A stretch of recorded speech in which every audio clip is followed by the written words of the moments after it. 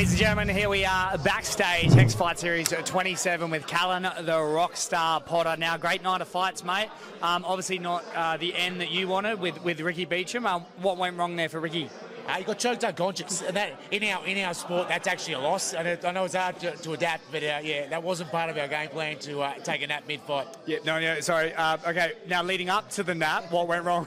Look, Rick, I think Ricky will take a lot out of rewatching the fight. I think he'll realise how much he stuttered a little bit. You know, I think he paid, which we fair enough. Randall Ray's got dynamite hands. I think he paid Randall's hands a little bit too much respect and didn't lead off as much as he could have. He was the longer fighter, so normally you should have the ability to sort of lead off in the strikes. He didn't quite do that, but he's going to get a lot out of that fight. Is Ricky now heading into that sort of era of amazing in the gym, but there's a few times he hasn't been able to put it together on the night, or is this just a bump in the road, he'll be fine moving forward? Yeah, I lean a little bit more towards the latter. You know what I mean? Maybe I'm looking at a bit of a fairy tale. Look, it's hard. He's fighting upper level competition, and the little things make a difference. So as much as it wasn't a little thing towards the end, the dictating of the fight was that not leading off. You know what I mean? He allowed Randall to sort of dictate the pace and the range of that fight, and at that level of fight, that's going to sort of take a long way. Now, obviously, great for Randall Raymond. He got his cigarettes, which we all. I didn't ask him. I'm going to ask him. Is he a Dunny Blue man? Is he a Winnie Red? But moving down the card, the Abdallah Biata, as we see him off in the corner, with the head promoter Hex Fight Series, Jacob Watts. Abdallah Biata. I mean, how impressive was that against Sem Kikembo? I feel like if the fight went the other way, I would have said, like Sem won the contest, but Abdallah won the fight, because obviously more damage, cuts, more blood. But, geez, Sem did an amazing job with the grappling and the control. Oh, amazing. I was chatting to Joey Luciano, who was in the back. I was missing a lot of the fighters. I was getting Ricky warmed up, and I was trying to get a feedback off Joey, who was watching it, and he was saying it was very, very even.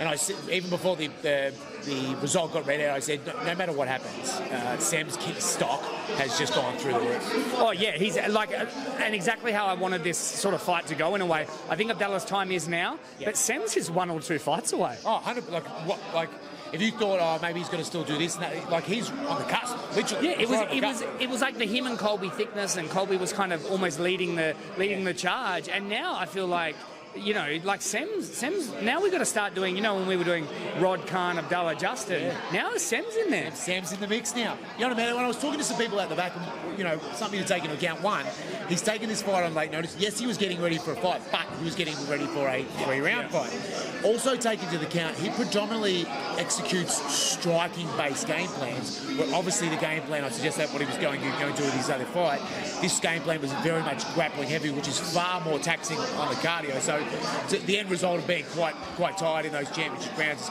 was obviously going to happen. Now, obviously, Abdallah, we've been claiming him number one for a really long time, but like he just might be that. But look, Justin Van Heerden and him, they need to get it on, don't they? Have they had? I want to know if they've had any run-ins or chats or any side eyes. I have. If you check out the other interviews, I have indeed stirred the pot. No, shut the front door. Shut the front door. The old Aussie TMZ, Mr. Mitch Tinley. Oh, let me tell you. Mitchell TMZ. Mitchell TMZ. Oh, mate. And then, of course, the Cody Haddon. How good is he?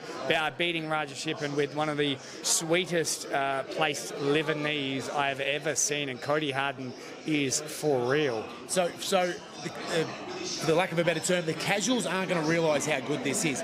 A lot of people who are not clued on to the local scene will maybe look at Raja Shippen's record or that being out of the cage. I think it was 19 and 12, 3.5 years off. And they're going to go, oh, well, you don't realise how good Raja Shippen is. Just to realise, you need to realise that just to realise how impressive that win is. You know what I mean? Raja Shippen is an absolute winner. I have trained with him. You talk to anyone that has shared a training mat with him, he is an absolute animal. And for Cody Haddon to go in there and look like an absolute murderer the way he did, he is off to the races, that kid. He really is, and it's either Sean Gauci. I asked him maybe Rod at Eternal for the bantamweight belt there after Rod gets done in September at featherweight. But look, Cody's one of those guys away, and then he's out of here.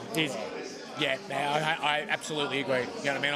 I was just a quick chat to him and said only 10 months ago, him and I were chatting out the back here in almost the exact same spot, talking about how he's finding it hard to find fights and he's not sure what he's going to do. And I said, mate, look at you now, 10 months later with a big belt around your waist. It's crazy. Now, two of the standouts for me, I don't know if you saw them, but Harry Webb. The Harry Webb versus Khan Husmek, we were unsure of how it was going to go. Two of the best amateurs to ever do it in the amateur scenes coming together, and Harry Webb just showed that he is the next big thing. Yeah, it's just amazing. Again, Khan Husmek is, as much as, again, it's his pro debut, he is nobody's full-life corner against him. Extremely high level on all facets. You know, the thing that stood out with Harry was I was standing next to, absolute kickboxing K1 legend Sam Greco as we were watching, and Greco was complimenting Webb on his patience. You know what I mean? He picked his shots when he had... He's so clean. Just really patient. Didn't go crazy. Picked his shots when he had Husmek hurt. And it was such a clean finish. And, of course, we were sitting next to each other, John O'Micallef versus Jack James. That was